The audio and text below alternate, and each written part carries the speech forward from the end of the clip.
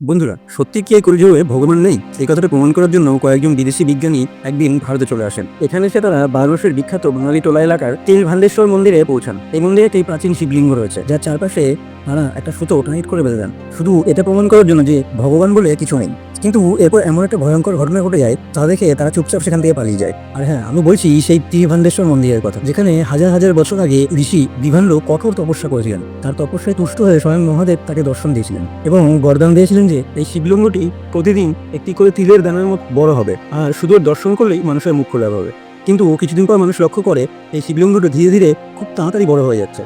তখন সবাই চিন্তিত হয়ে পড়েন যে যদি এটা এমনভাবে বড় হতে থাকে, তাহলে একদিন এটা সারা পৃথিবী ঢেকে ফেলবে এবং সবকিছু ধ্বংস করে ফেলবে। তখন সবাই মিলে মহাদেবের আরাধনা শুরু করে। এতে মহাদেব তুষ্ট হয়ে আবার দর্শন দেন এবং বলেন, আজ থেকে এই শিবলিঙ্গটি শুধু একটি নির্দিষ্ট দিনে, যেটা মকর সংক্রান্তির দিনই শুধু মাত্র বড় হবে, সেটা আবার 1 কিল বরাবর। এই অলৌকিক ঘটনা যখন সেই বিদেশি বিজ্ঞানীরা জানাতে পারেন, তখন তারা চিন্তা করেন যে এটা নিয়ে যাচাই করতে হবে। সেই জন্য তারা ভারতে চলে আসেন এবং তারা মকর সংক্রান্তির আগের দিনই সেই শিবলিঙ্গটি একটা সুতো দিয়ে টাইট করে বেঁধে দেন। কিন্তু ঠিক তার পরের দিন, মকর সংক্রান্তির দিন, দেখা যায় সেই সুতোটা ছিঁড়ে গেছে এবং শিবলিঙ্গটি 1 কিল বরাবর বড় হয়ে গেছে। এই অলৌকিকতা দেখে তারা সেখান থেকে তখনই পালিয়ে যায়। এই কাহিনী যদি আপনার ভালো লেগে থাকে, তাহলে আপনি কমেন্ট বক্সে লিখুন হর হর মহাদেব।